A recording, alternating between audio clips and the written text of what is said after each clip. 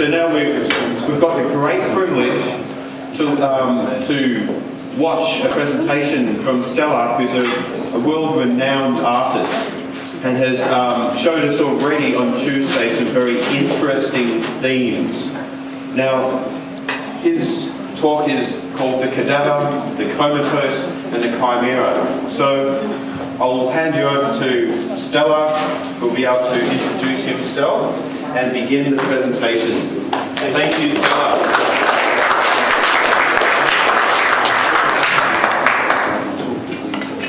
I was really interested. I didn't see the person who brought up the issues of bioethics in that area. Is it? Okay, great.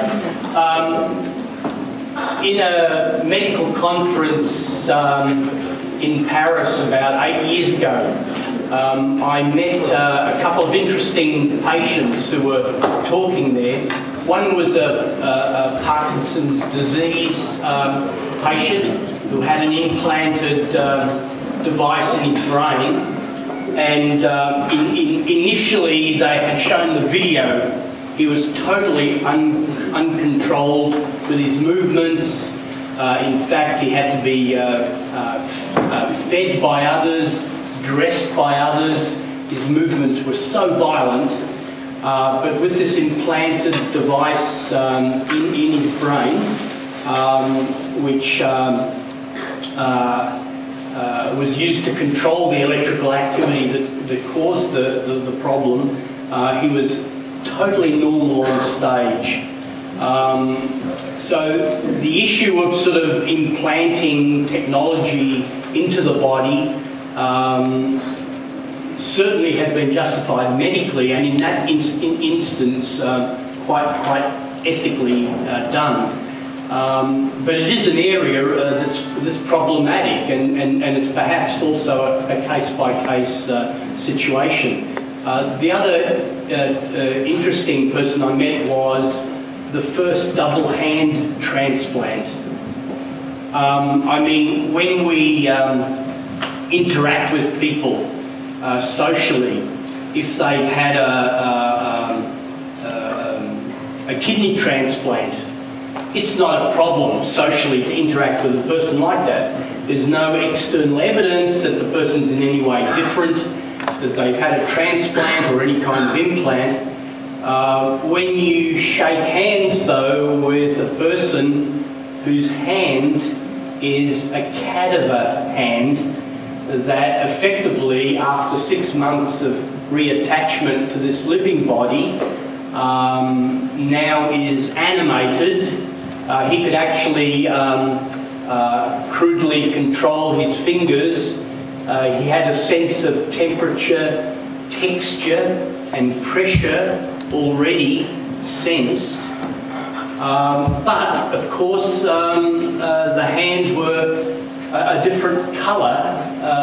There was a discoloration between the transplanted cadaver hands and his limbs. So it was very interesting to sort of meet those two people. The other experience I had in doing a particular art project was in Western Australia at the hospital there, where they had a 3D printer where if, for example, your face is smashed in due to an accident, on the same afternoon and overnight, they could scan the other side of your face, mirror that data, and then with a 3D printer, print a biomaterial scaffold that could replace that damaged part of your cranium. So that can be done instantly now. Prosthetic devices can be fashioned for particular people. And a lot of these sorts of, in a sense, experiments on people are justified medically. We know that the medical community is somewhat conservative but we know they do experiments on people. They do experiments on the aged, the injured, and the ill, but not often on consenting artists. And I've tried to change that in various projects that I've tackled. I guess, and I've been very, very fascinated with hearing the talks so far in the conference. I'm sorry I couldn't be here yesterday. I had to be in Sydney for another presentation. But I guess the approach that I'll be taking now is not so much an IT or information approach, but rather one that's got to do with aesthetics, possibly touching upon certain ethical issues, and seeing the body not as simply a body with a brain and an internal agency that somehow drives decision-making and couples with the occasional computer or machine, but rather to see the body as a social construct, to see the skin as a site of inscription, to see intelligence as something that occurs between people rather than simply within people. I mean, if we go back to Spinoza, he felt that what's important and what results in intelligent outcomes is encounters with others. Now, if Spinoza was still alive, he would extend those encounters not only with people, but with our instruments and our machines. It's a time where we can preserve a cadaver forever with plastination. In other words, dead bodies need not decompose. And it's a time also when we can display the human body anatomically in ways that weren't possible before, either through electronic imaging with MRI, sectioning of the body, but also with plastination in this 3D anatomical display. So cadavers can be preserved indefinitely, but simultaneously we can preserve a comatose body indefinitely on a technological life support system. Whilst simultaneously cryogenically preserved bodies await reanimation at some imagined future. And in vitro, we can construct partially living entities, chimeric entities, that are a mixture of human, animal, and gene cells. So what constitutes a body, what determines whether it's living or whether it's dead, and if it is dead, it might still exist in some preserved state or in some prosthetically augmented state, are questions that need to be tackled. And for me, this is a time of what I would call circulating flesh.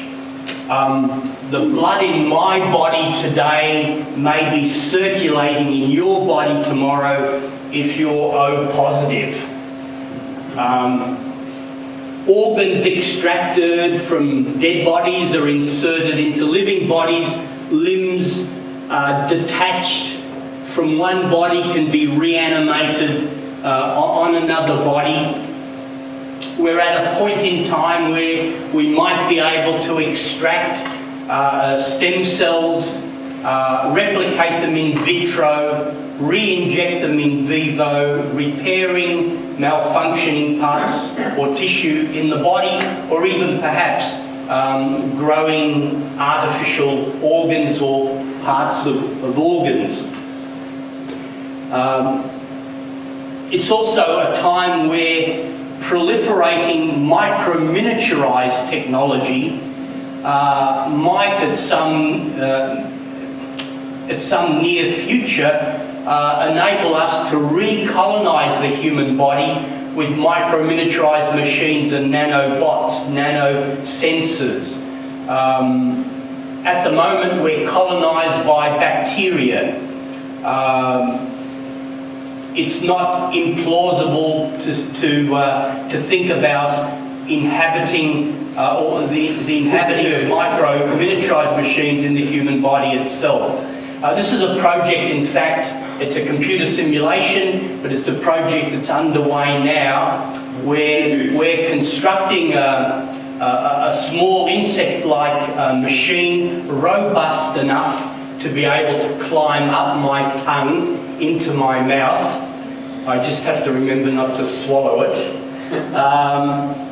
But it does point to a future of a more intimate association between bodies and machines. Not only in terms of external interface, but rather the body itself now becomes the host for its machines. Machines aren't in the human landscape, they're inside the human body. Of course, they already are, medically, but they will be more and more in nano scale, part of the very sort of fabric of the human body. In fact, I don't know if I mentioned it the other night in the Second Life presentation, but we can now take the skin cell from an impotent male and turn it into a sperm cell. And more interestingly, we can take the skin cell from a female body and turn it into a sperm cell. So it puts humans out of the loop. But as well as this time of circulating flesh, it's also a time of what I call fractal and phantom flesh. And by fractal flesh, I mean bodies and bits of bodies spatially separated but electronically connected, generating recurring patterns of interactivity at varying scales. In other words, bodies remotely but electronically connected, being able to physically interact with each other. At the moment, we're doing it acoustically, we're doing it with text.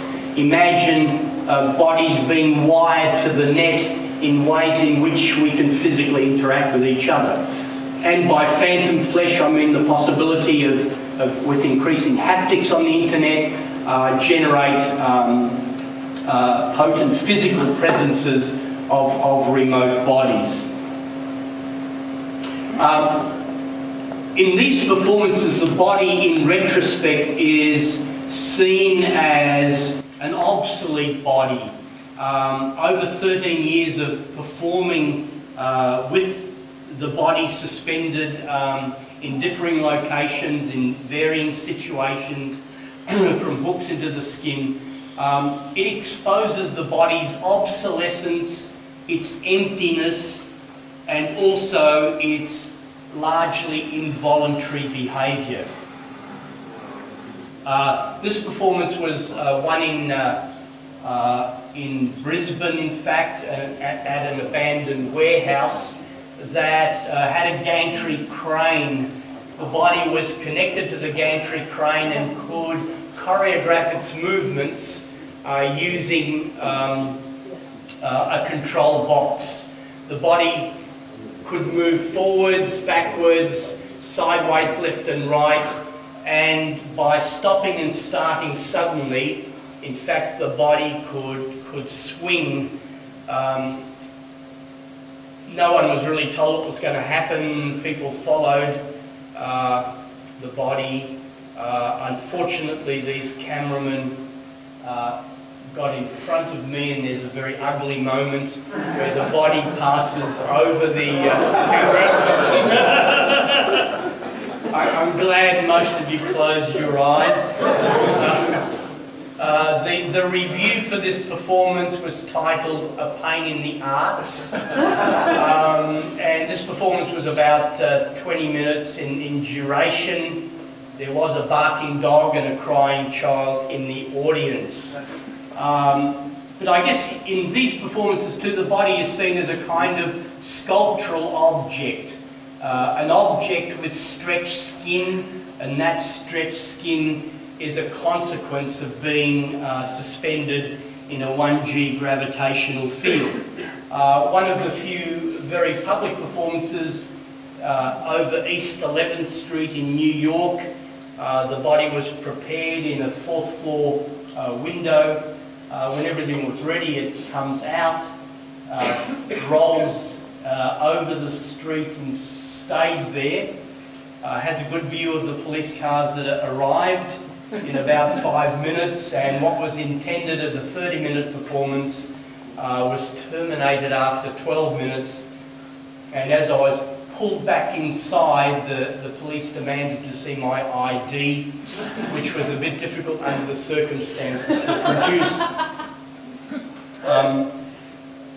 So having sort of exposed the body as obsolete, inadequate, empty and largely involuntary, I became interested in augmenting the body in different ways. This prosthetic hand has a pinch release, a grasp release, a 300-degree wrist rotation, clockwise and counterclockwise. It's actuated by the electrodes on the abdominal and leg muscles, so it's capable of independent movements of the three hands. This was state-of-the-art, or state-of-the-art enough when it was completed that it was demonstrated at Pasadena at the Jet Propulsion Lab, and I also got invited to the Johnson Space Center to demonstrate the hand to the extravehicular activity group. They were intrigued by the EMG control system. At the time, NASA was in fact thinking of constructing a suit, a space suit, with extended sleeves that would fully encompass the astronaut's arm and hand, and then externally, at the end of this long sleeve, would be a mechanical hand. Because with pressurized gloves, it's difficult to perform delicate tasks in 0G outside. So the idea at that time, and I don't think the spacesuit was ever developed, but at the time they were using a force feedback system, which was not really a very good way of approaching this, because with force feedback it means that when your hand gets tired, your mechanical hand becomes useless. With an EMG interface, you can effortlessly control the hand and for example, perform a continuous wrist rotation with no effort.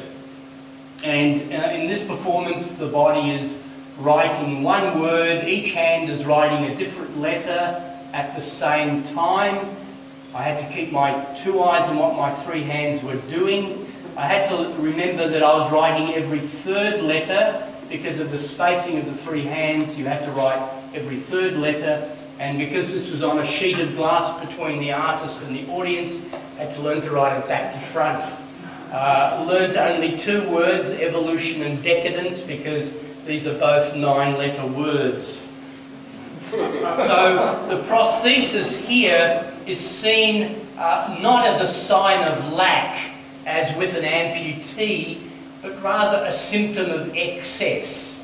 I mean, the body now can incorporate prosthetic attachments and implants because technology is proliferating, becoming micro-miniaturized, becoming biocompatible, both in scale and in substance. So this can only happen at this sort of point of excess. And of course the body has to be somewhat indifferent. In other words, indifferent as opposed to having expectations, indifferent to allow itself to be suspended by hooks into the skin, indifferent to be allowed to have an additional mechanical limb, indifferent to have a sculpture inserted into its stomach. This performance, the body is visually extended, but the sounds that you hear are amplified body signals and sounds.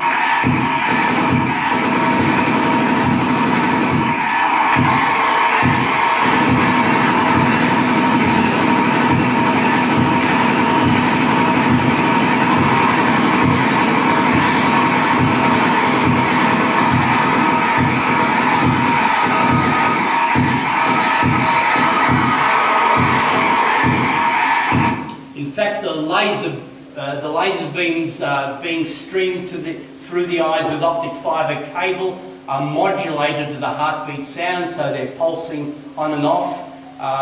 The third hand is activated by the electrical signals of the muscles, and then the light installation is flickering and flaring according to the modulation of the body signals. There are two ways in which those sounds could be composed.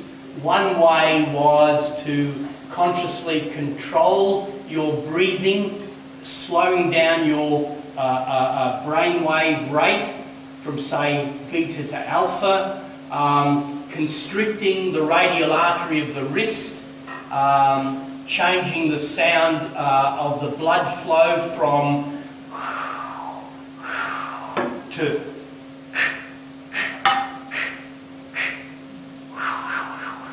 so you could consciously control the sounds, but of course this was also superimposed with the change of sounds occurring via the fatiguing of the body during the performance. And as well as attaching technology external to the body, I was intrigued about the possibility of inserting a sculpture inside the body. So this sculpture is not a medical instrument. It's designed by the artist.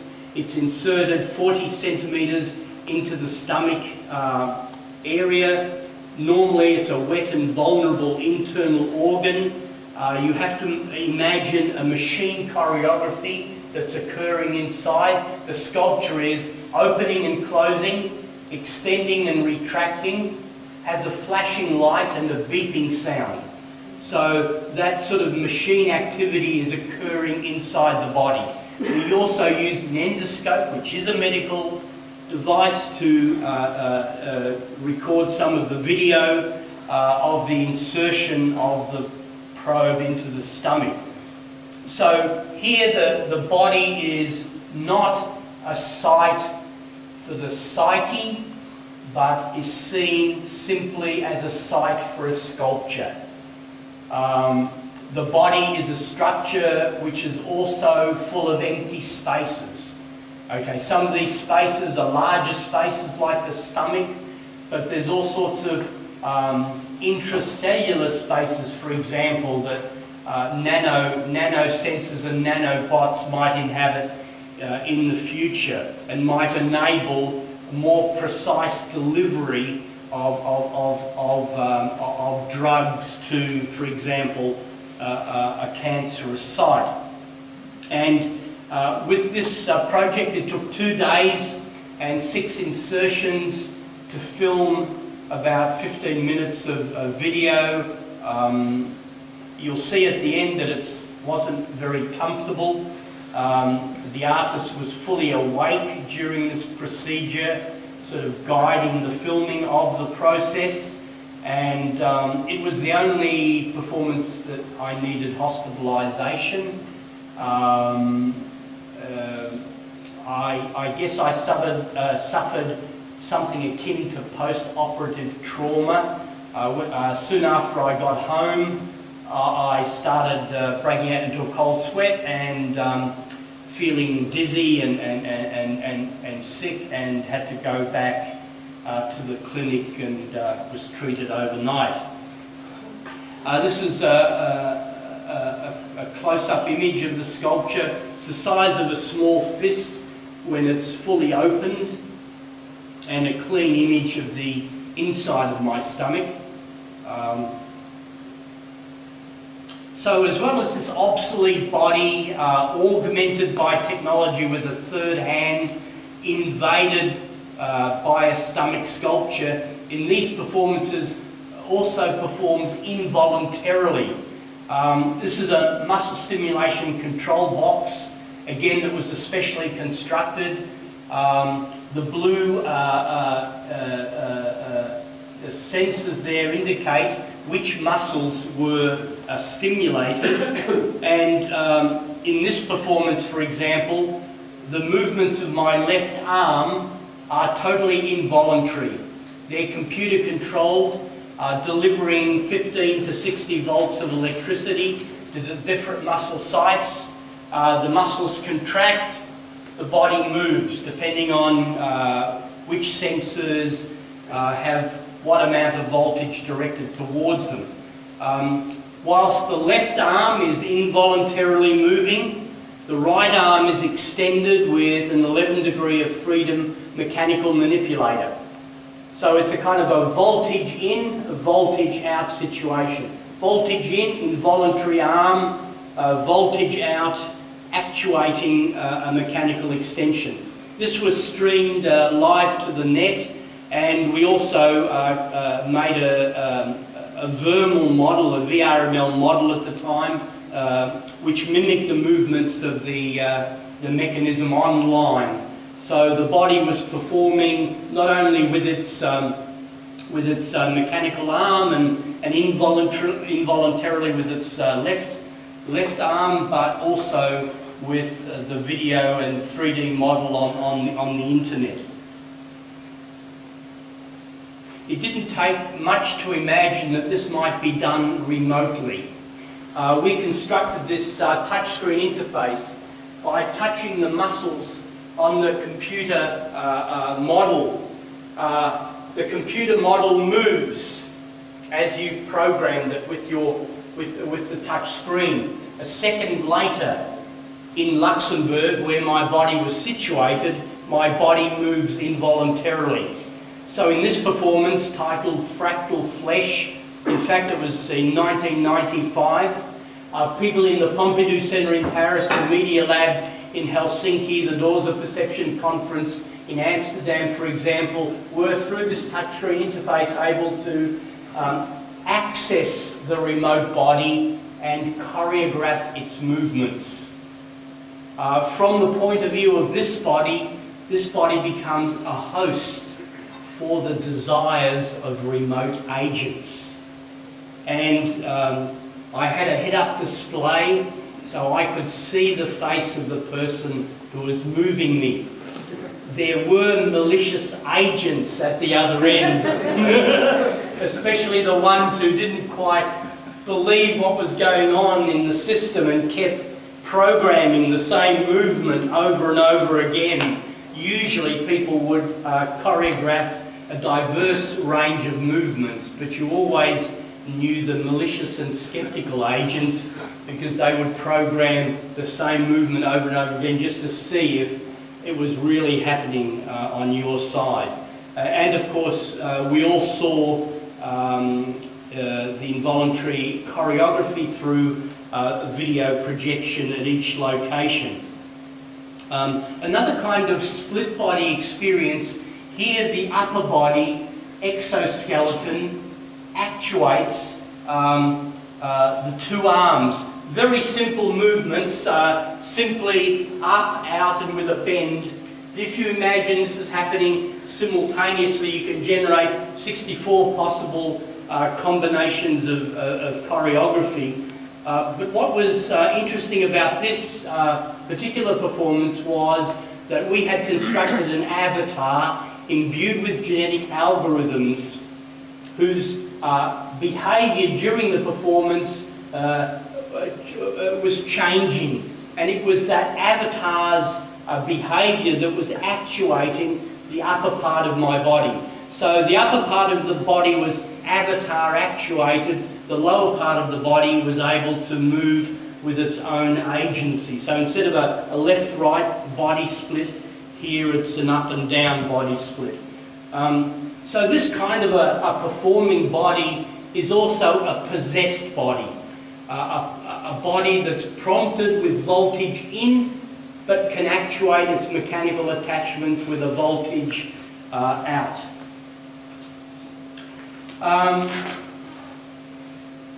Picasso said that computers are useless. They can only give you answers, which is both indicative of a certain kind of artistic naiveness, but also, of course, about the state of, the art of the technology of the time. Of course, Stephen Hawking goes to another extreme, and he thinks that computer viruses should count as life, sort of viroid life being situated somewhere between the actual and the virtual. Exoskeleton was a six-legged walking machine that was constructed with the assistance of F-18 in Hamburg, and this robot is robust enough to carry the artist.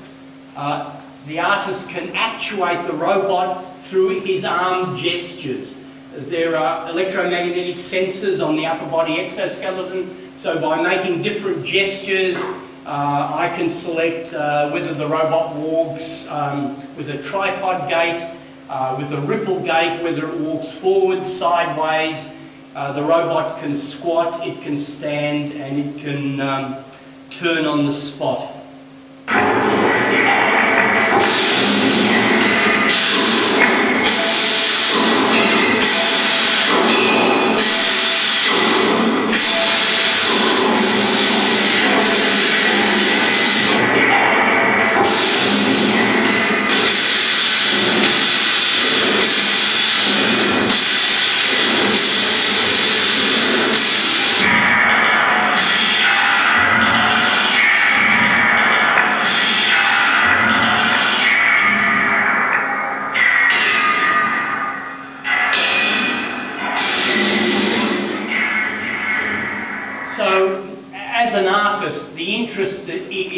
Is constructing a machine, interfacing with it, and then thereby being able to meaningfully articulate.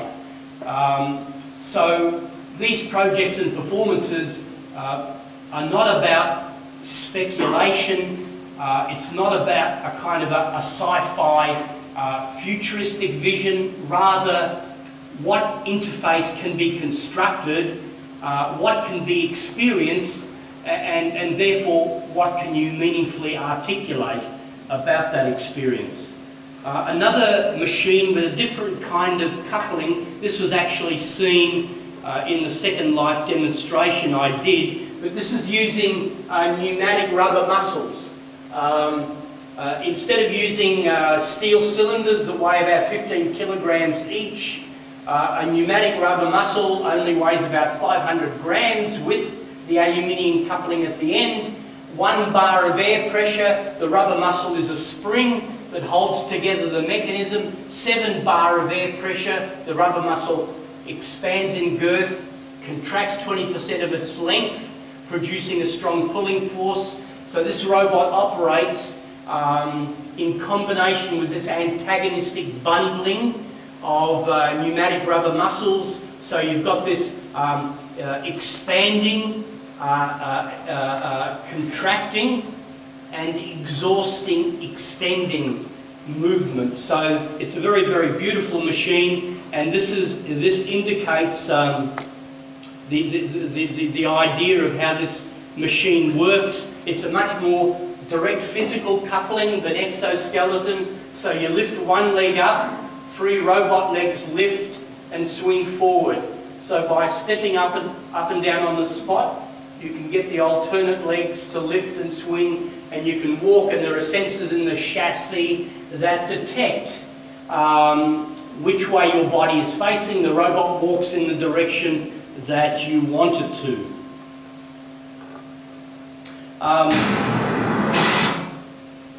Another project, which is an autonomous robot this time, it's one that with its ultrasound scanning sensor detects if anyone is in the gallery space.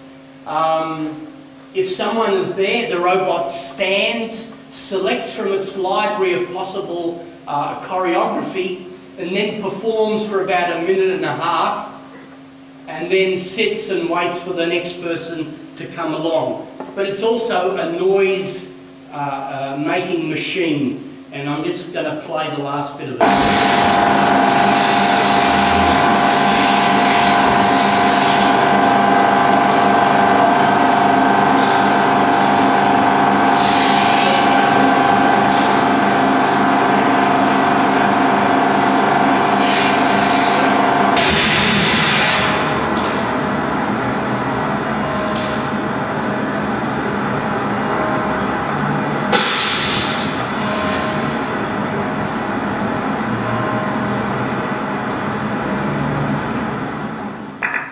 So as well as its somewhat chimeric sort of construction, a six-legged insect-like machine with a human head displayed, the idea with this project is to construct an actual virtual system. In other words, the mechanical movements of the body, of the legs, will generate the facial behaviour of the head displayed in the LCD screen. Ground vehicles being developed in the Biologically Inspired Robotics Laboratory at Case Western Reserve University. Our near-term robots use abstracted insect locomotion principles, whereas our advanced legged vehicles are more directly based upon insects. Both of these lines of vehicles can be scaled up or down in size to suit specific mission requirements. Our larger near-term robots use 6 appendages driven by a single motor in a nominal alternating tripod gait like that used by insects. The 3-spoked appendages, called wigs, combine the speed and simplicity of wheels with the climbing mobility of legs. Their wigs are compliant so that their gaits adapt to the terrain in a cockroach-like manner. These mechanisms enable the robots to traverse terrain and climb obstacles that would be difficult or impossible for a wheeled vehicle to navigate, at speeds currently unattainable by any legged robot at this scale. A body flexion joint, also found in cockroaches, enables our WIGS robots to surmount more complex obstacles. The compact mini-WIGS uses 4 WIGs in an alternating diagonal gait to sustain speeds of up to 10 body lengths per second over smooth and rough terrain. It uses only 1 motor to drive the WIGs and 1 microservo for steering. Its lightweight and robust construction allows it to sustain repeated falls from a height of over 10 body lengths and tumble down a flight of stairs with no damage. Crickets and click beetles use jumping to surmount obstacles of immense relative size. A version of mini-WIGs has been developed based on this concept. It can surmount obstacles 2 to 3 body lengths in height. So I showed this work, and Roger Quinn at Case Western Reserve University is the chief researcher doing this work. I show it because robots don't usually move fast, but this combination of wheels and legs, which they call WIGs, enables the robot not only to move very, very fast, but also to clamber over obstacles or even climb up stairs. You know, in the late 60s, when AI reached difficulties because of computer power and, you know, onboard computers not really being feasible on robots, we sort of transitioned from examining not so much the problems of artificial intelligence, but rather what constitutes artificial life. And I think we've come up with a much more broader sort of definition of what we mean by intelligent operation in the world. And I think James alluded to it as well. This idea that if a body does appropriate behaviour in particular situations and can adapt to any changes in their environment, then they're performing effectively intelligent behaviour. If they can avoid obstacles, if they can avoid predators, if they can survive in an unpredictable world, they're doing intelligent operations. So examining what it means to be a successful form of artificial life is an interesting way to go. And of course, examining the locomotion and manipulation of insects and animals can result in novel robots. For example, Hirose at Tokyo Institute of Technology in Tokyo has simulated the sinusoidal movements of a snake, and the robotic snake outcome can now become an automated fireman's hose that will sort of lift and point in the direction of the fire with its infrared sensors, or it can be miniaturized to an endoscope that can sort of crawl down your esophagus and into your internal cavities without being sort of shoved down. I mean, endoscopes are still pretty inflexible. If anyone has had an endoscopy, they're not going to be very happy doing it. So, of course, people like Drexler and Kurzweil have spoken about the significance of nanobots and nanosensors. I like, though, Deleuze and Guattari's idea that, for example, metal, or for that matter, plastic, or some synthetically produced, factory-produced material, they say that metal is neither a thing nor an organism, but a body without organs. Matter flow as pure productivity. So I like the idea that, for example, metal or plastic isn't simply thrown in the object sort of basket of other things. And of course, the machinic, the idea that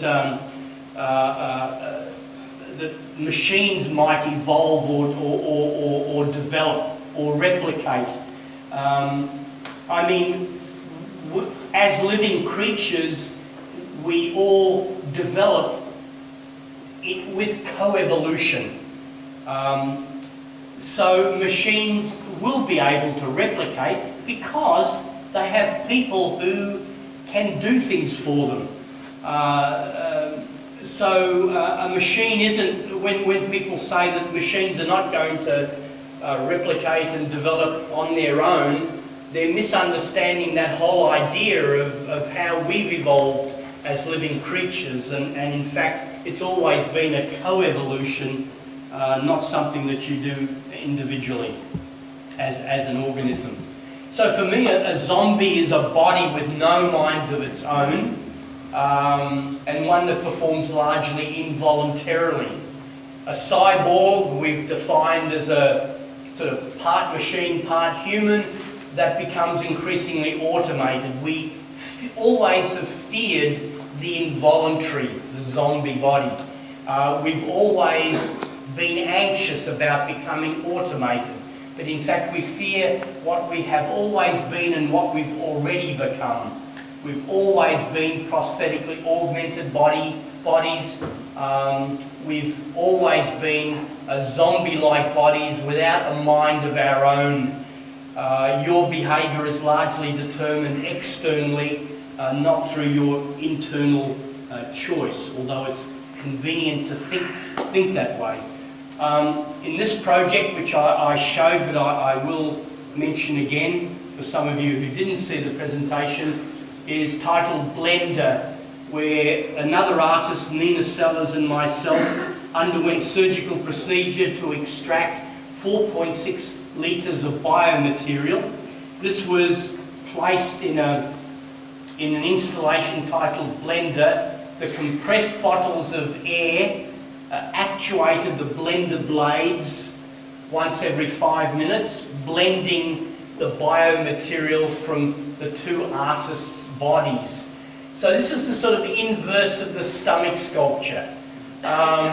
Here, instead of a machine choreography in a soft organ, here a machine installation becomes the host of a liquid body composed of biomaterial from two artists' bodies. We had a lot of trouble to walk away from the surgeries with this biomaterial because, of course, it's supposedly biohazardous. Infectious diseases unit at the hospital wouldn't initially let us take it. It's interesting that if the material is within your body, it's yours. Once something is taken out of your body, it's deemed biohazardous, it's taken away from you. A friend of mine had a serious bicycle accident. They had a pin inserted in his bone so the bone would heal correctly. He wasn't given the stainless steel pin. The doctor wouldn't give him the stainless steel pin when it was taken out. So he couldn't even get the little prosthetic augmentation that he had. So this object was anthropomorphic in scale, and I guess it was a collaboration not through an addition of ideas from each artist, but rather a collaboration that resulted from a physical subtraction of each artist's body. The extra ear project was one in which initially it was imaged on the side of my head. I had a lot of trouble trying to construct it there though, because it's anatomically not a safe location. You've got nerve endings coming out of the cranium. There's a possibility of partial face paralysis. It was very, very difficult to get this done with the help of medical surgeons. I always thought this project would be realised, for example, in Thailand or in Brazil, for example, where they do radical sex change operations. Had I done it in Brazil, upon awakening, I might wonder what organ had been stitched to the side of my head. I've been called those names before, but to actually physically manifest such a monstrous body would have been a problem. Interestingly, this project was diverted because I couldn't get it surgically realised at first, with the collaboration of TCNA from Perth. We made a cast of my ear, scaled it down, created a biomaterial scaffold which was seeded with living cells and placed in a rotating I'm sorry, I'll just go back to that because I meant to show it further than that. Placed in a rotating microgravity bioreactor.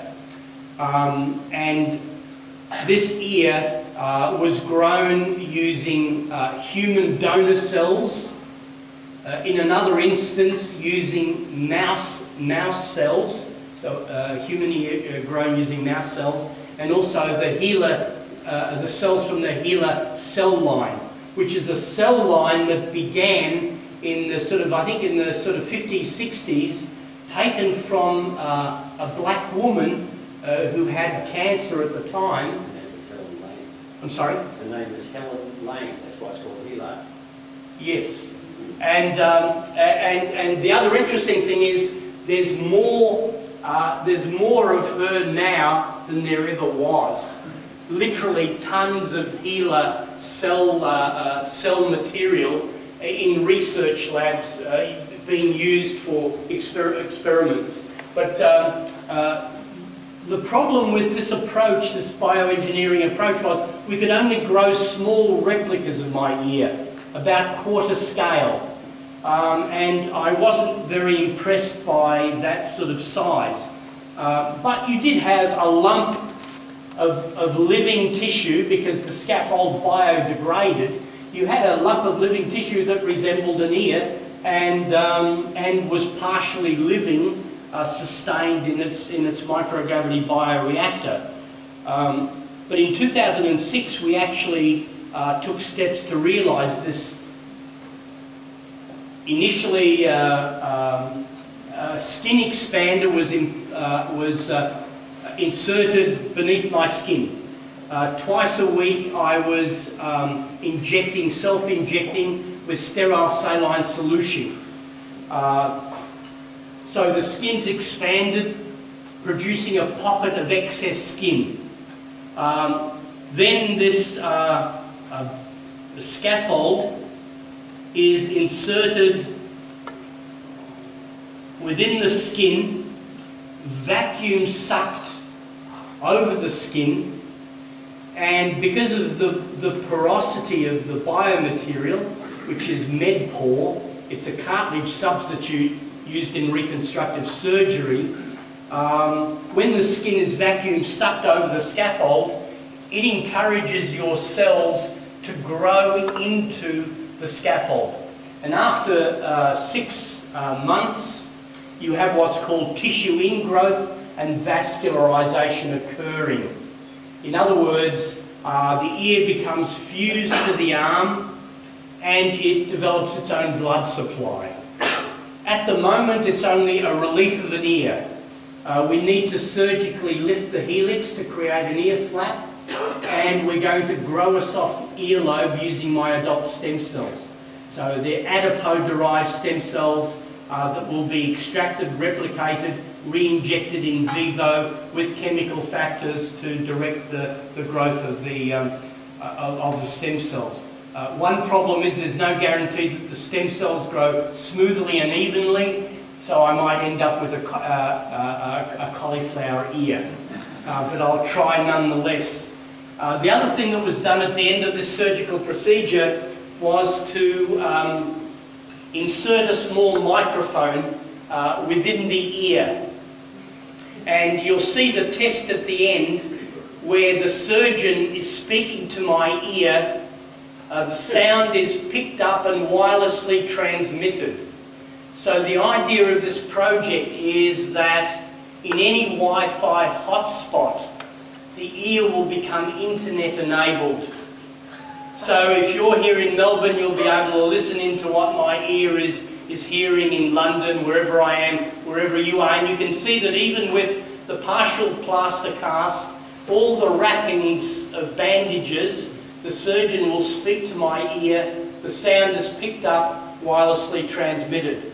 I had the microphone in there for 3 weeks, so it was enabled for that time, but it's no longer there. The ear at the moment, it's, I don't know if you can see it from there. You can have a closer look, the light isn't all that great, but the ear needs to be made into a more three-dimensional structure before we can reinsert the technology to internet enable the ear. We've evolved as soft bodies with organs to better operate in our particular natural environments. But what we need to do now is to engineer external or additional organs for the body so that it can better function in the internet and technological terrain that it now inhabits. So I think the ergonomic approach to try to better improve our instruments so they're more suitable for human operation has reached a point now where we possibly have to consider not only redesigning our machines, but possibly redesigning the human body in differing ways.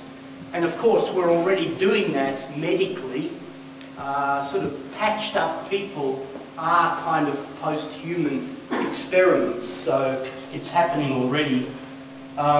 So with the ear, we've replicated a bodily structure relocated it, and now we'll be trying to rewire it for additional capabilities. This ear is not for me.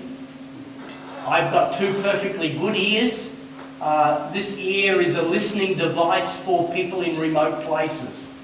There was a sort of a humorous story attached to this. I had an infection occur that needed treatment, and I went to the hospital to see if I can get you know, immediate attention. And I went and had to be interviewed by the nurse, and it was a male nurse, and he asked what was wrong, and I said, well, you know, I had an infection in my ear. And he grabbed my head and started examining the left and right ear, and I sort of then had to confess the infection was the ear on the arm, and I had to actually unwrap it to show him. But it created some concern. Magnetic Face Station is the revolutionary new way to create 3D facial animation. When you provide Face Station with video of an actor speaking into a camera, Face Station automatically creates matching facial animation in a 3D animation package, from a smile, to surprise, to a frown. The actor literally drives the 3D character. It's that simple and that amazing. So that was state-of-the-art facial motion capture in about 2003, and this is what it is now. Image Metrics performance-driven facial animation delivers results never before possible. You can transfer an actor's performance directly onto any digitally created character. So, you think I'm just another pretty face? Just you take a look at this.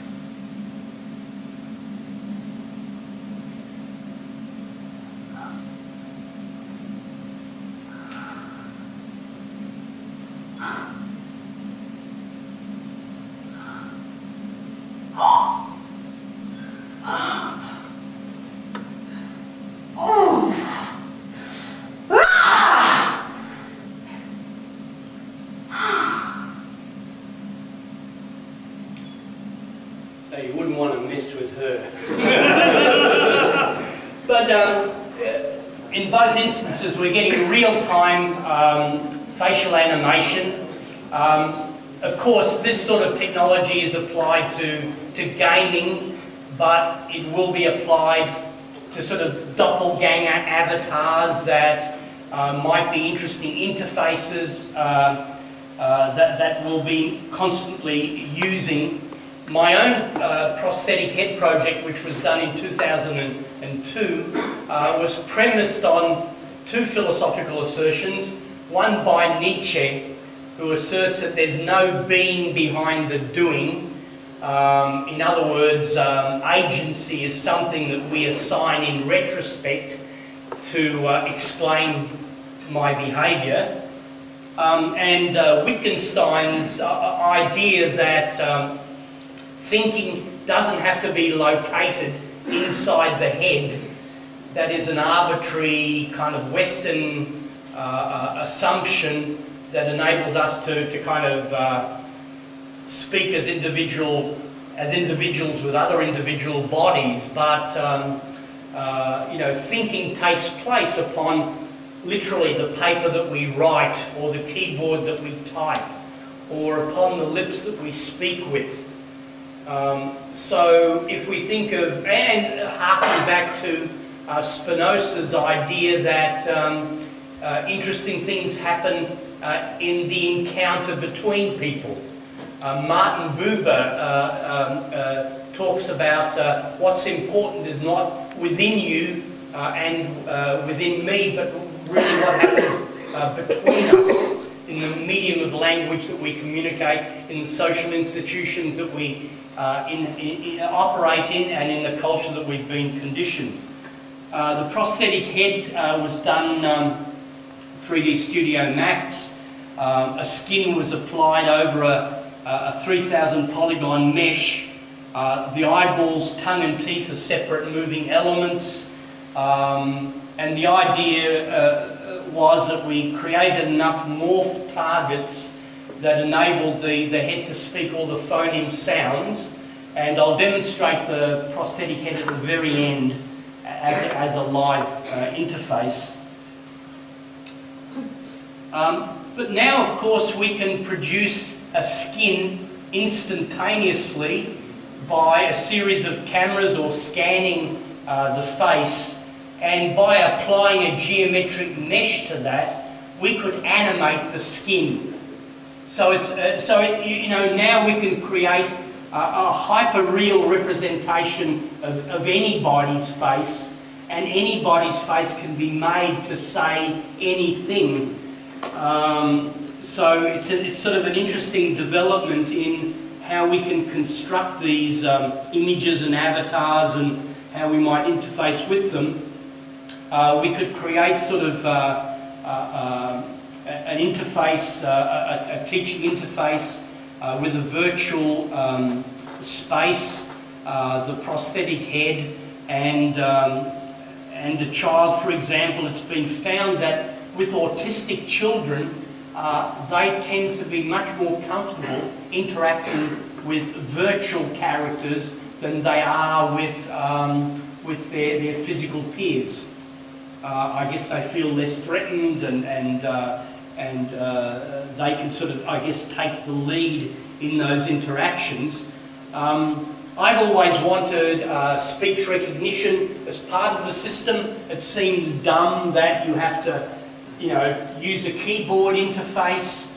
The problem was in 2002 that speech voice recognition is not what it should be. It's one of the most difficult problems to solve, and even now, after a 5-year research program, $3.8 million 5-year research program, which is titled the Thinking Head Project, which uses the prosthetic head as the platform to do this research, we still aren't fully successful with a voice interface.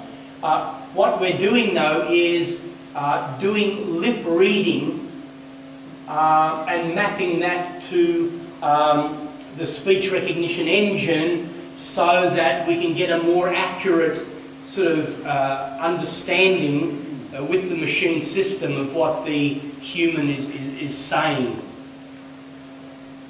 Also, the prosthetic head recently has been attached to the end of a robot arm, giving it an articulated neck, a 6th degree of freedom articulated neck, a more sculptural and physical presence instead of just merely a projection or an image on a screen. And because we wanted to test our sound location and vision tracking, now with the prosthetic head, it will actually hear you and turn and face you. It'll track you visually across the room. It'll detect the colour of your clothing. It'll do face recognition. It'll remember that it spoke to you yesterday. So the prosthetic head that I'm going to demonstrate later doesn't have those capabilities, but obviously it's a much more seductive and effective operational agent, embodied operational agent, when it can have this real-world sensory feedback loop, and it can identify and personalise the conversation that it has with you.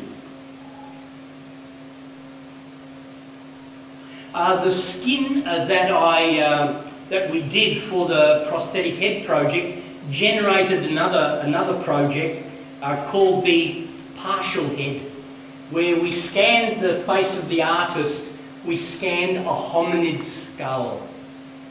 We did a digital transplant of this human over the hominid, resulting in this image, and using this data we were able to print a 3D scaffold of this hominid human construct, and in a custom built bioreactor using living cells in this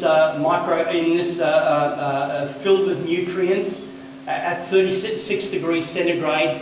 We tried to grow a layer of living skin over this human hominid construct, and if you were to be able to see what's happening under a microscope, this is what you would have seen. Unfortunately, the scaffold got contaminated within a week, and it then had to be just preserved in formaldehyde, so the skin wasn't fully formed to the thickness that we had originally hoped for. But you know, almost all of my projects, they don't turn out the way that I expect them. I've in fact made a career out of being a failure. Nothing works out the way that you planned it to. And just to sort of lead on and finish off, a very, very interesting development, a new research area called organ printing, which is a hybridization of rapid prototyping techniques with tissue engineering. So imagine, instead of printing with cartridges of coloured ink, you could print with cartridges of living cells. So layer by layer, you could print, for example, a piece of an artery or a piece of a blood capillary. The paper would biodegrade. So what you're left with is a bit of a body part that can be implanted safely into your body because you're using your own cells. You don't have any immunological problems. And if we could provide the 3D data, the tissue type, and all the other information needed to the computer, Hewlett and Packard promises us an organ printer, a printer that might print human organs in all their complexity. Now, of course, this is only half the problem. There's already numerous scientific papers on organ printing, so it's not something, it's something that's been happening for the last decade. They're now doing human experiments, or human experimentation is now taking place with implantable devices that are being printed. And perhaps within 100 years, it's going to be possible to have an excess of organs. So now, organs, we have to extract them from dead bodies or from people who donate their organs. It's very difficult to, you're on a waiting list to get an organ. Imagine if we could either stem cell grow organs or, more interestingly, print organs. We would have an excess of organs awaiting bodies, of organs without bodies. What becomes important is not the body's identity, but rather its connectivity, not its mobility or location, but rather its interface and operation.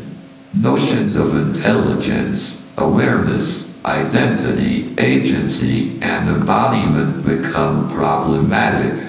Just as a physical body has been exposed as inadequate, empty and involuntary, so simultaneously an embodied conversational agent becomes seductive with its uncanny simulation of real-time recognition and response. The realm of the post-human may not be in the realm of bodies and machines, but rather in the realm of autonomous and intelligent images. Viral entities sustained in electronic media and the web. Bodies and machines are ponderous. Their metabolisms and mechanisms perform in gravity, with weight and friction. Electronic images are ethereal and perform smoothly at the speed of light. Images are immortal. Avatars have no organs. Have no organs.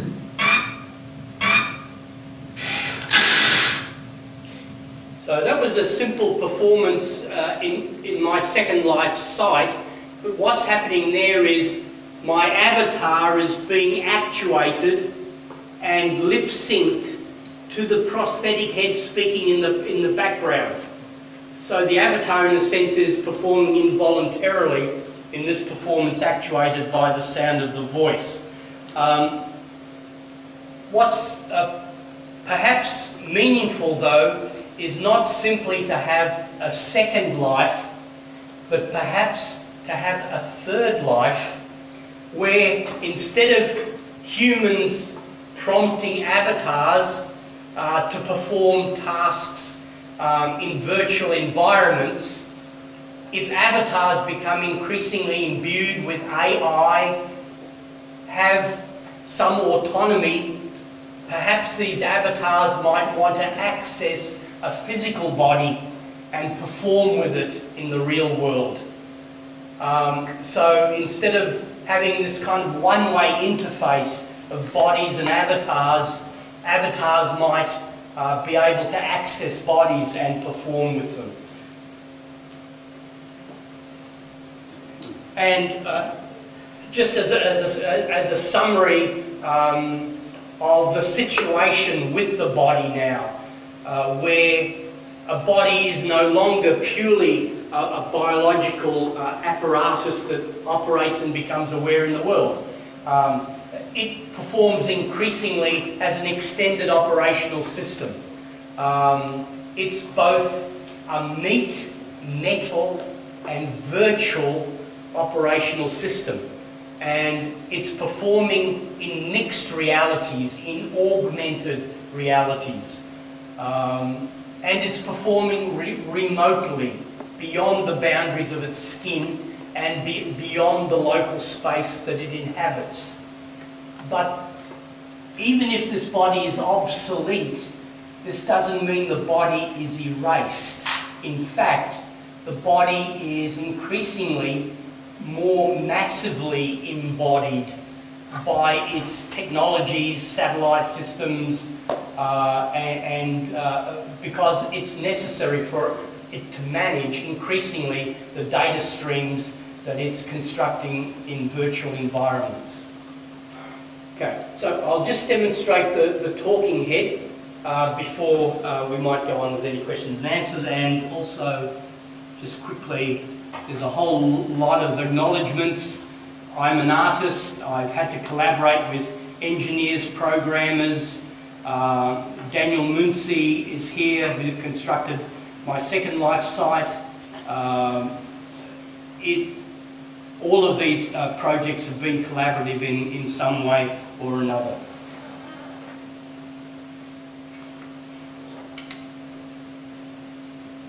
Okay. So if I, and again, this is a keyboard interface, unfortunately, but I'll introduce my, I'll just cap it.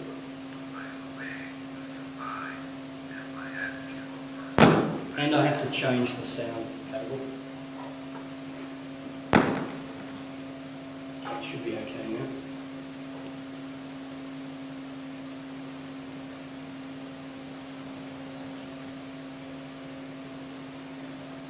Stelarc is my name too.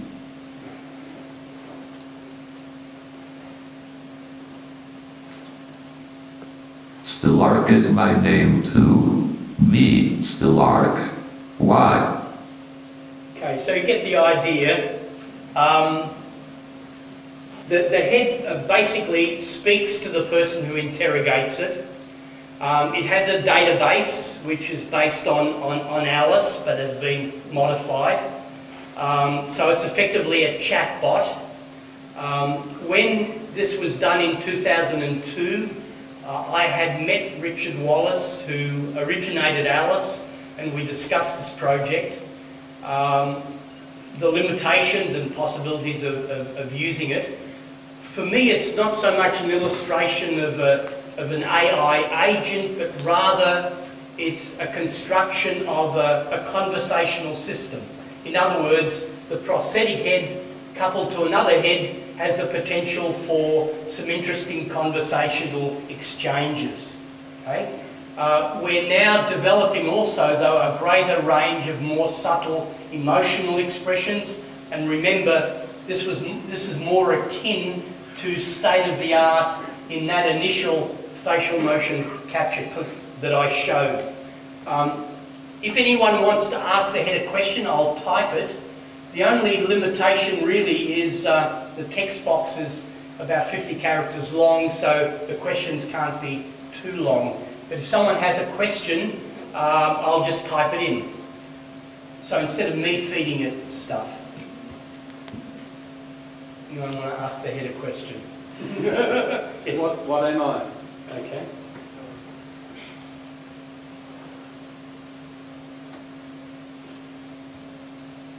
You are a person. What are you? Okay.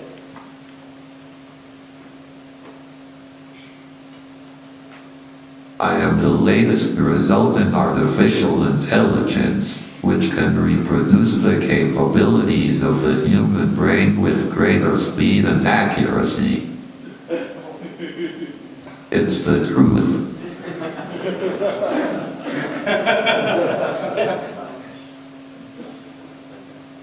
How can I get ahead of mine? It deserves this question. I will remember you said that when robots take over the world. Oh, I programmed something nicely for it.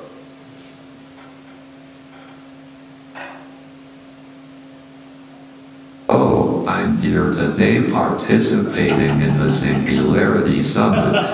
It's the first time it is being held in Australia. Adam Ford has organized it. The Singularity Summit has provided the opportunity to speculate and strategize on the future of technology and the body. It's been a great opportunity for people to network.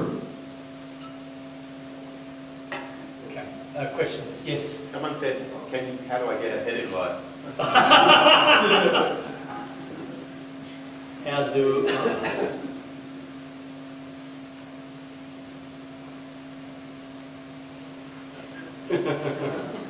Try telling them your feelings.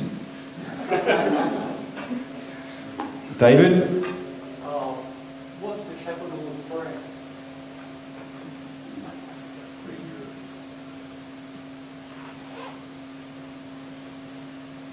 I have nothing to say. So if it doesn't know a particular answer, at the moment we're developing a search engine, a customized search engine for the head. So if it doesn't have a particular bit of information in its database, it'll kind of say, hey, hang on, and it'll sort of search it online. Are there any psychologists in the room? Yes. I wouldn't mind asking an ELISA test question, actually. Okay. If we're holding hands, whose hand am I holding? I hope that's not too long. Okay. Okay. What was the question again? If we're holding hands. If we are holding hands, whose hand am I holding? Whose hand am I holding? We got it. I have nothing to say. That was the ELISA test. Yes. Are you conscious?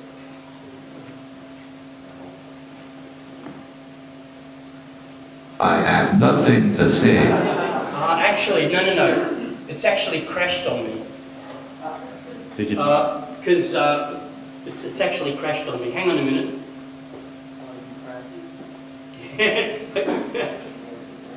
It'll have nothing to say. Hang on, I'll just reboot it.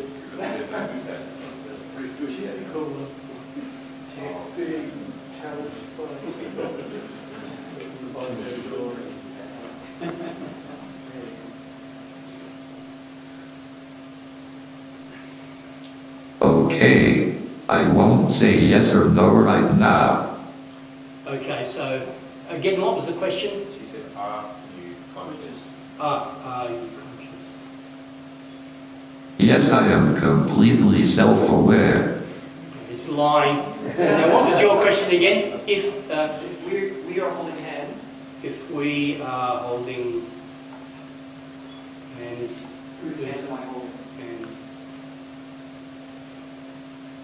Do you think everyone will agree?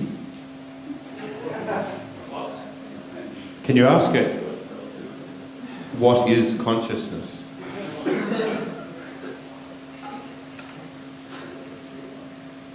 The state of being conscious, awareness of one's own feelings, what is happening around one, etc.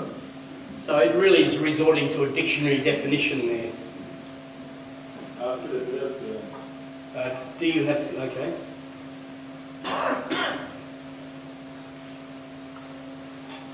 My apparent emotional responses are simply algorithms designed to make me easier to interact with. Has it passed the Turing test?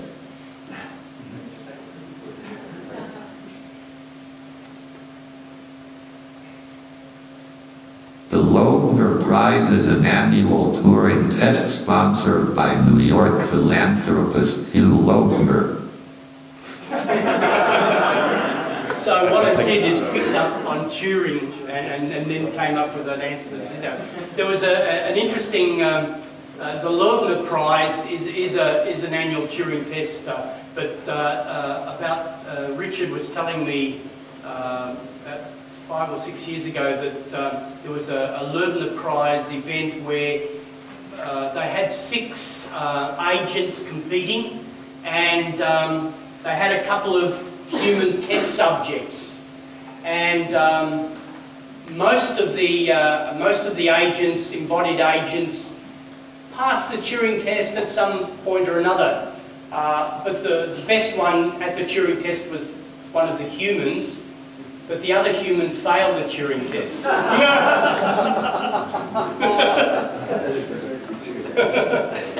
Any other questions? Yes. Open the pod bay doors. Open the pod bay doors.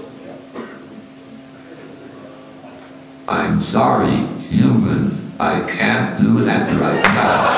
This conversation no longer serves any purpose. Do you believe in God?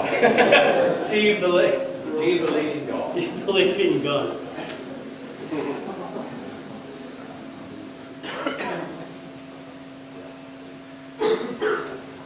No. Is there any reason to? God is neither necessary nor sufficient.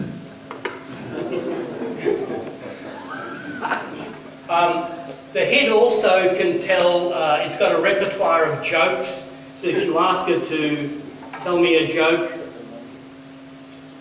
What did the Buddhist say to the hot dog vendor?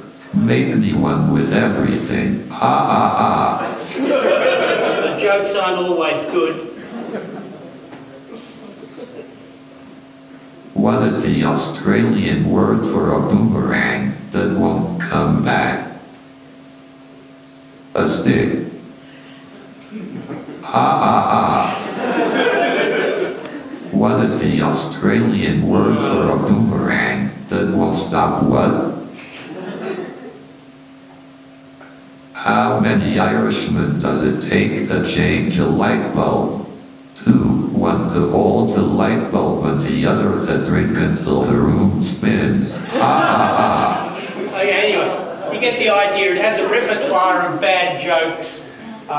If you talk to the head long enough and you keep asking it sort of inane or boring questions, it might say something like, well, I don't know about the weather outside, but would you like to hear a story about Matisse? So it tries to sort of elevate the conversation, you know, if it gets too boring in its exchanges. It also can do somewhat creative things like generate its own poetry and song-like sounds.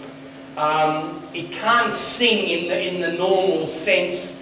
A speech engine, it isn't easy to modulate pitch and rhythm and so on. But I discovered accidentally when I was playing with the system that if I got it to say combinations of vowels, they would sound somewhat song-like.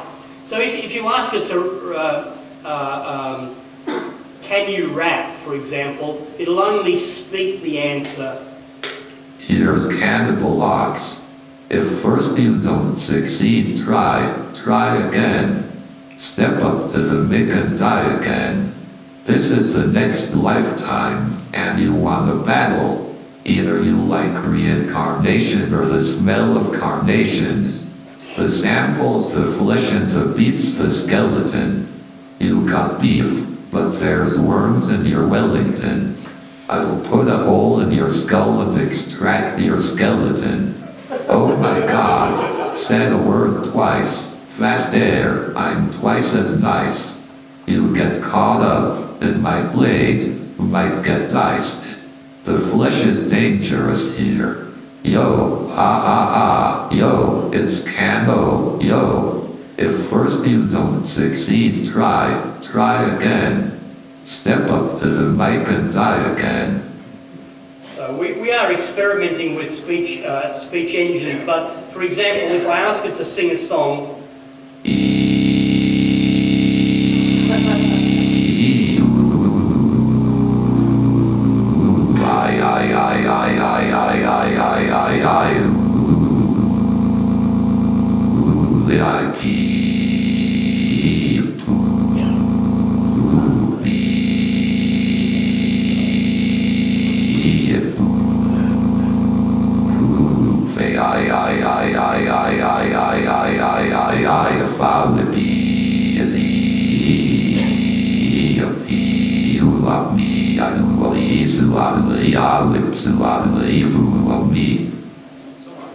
it's different each time.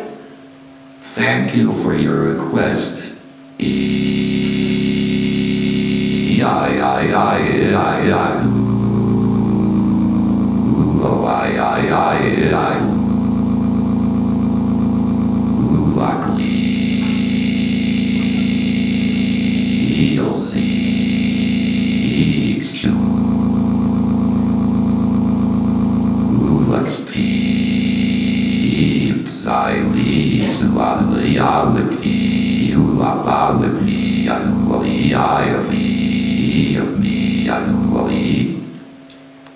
And it also generates its own love poetry. Honey love, you are my unsatisfied feeling.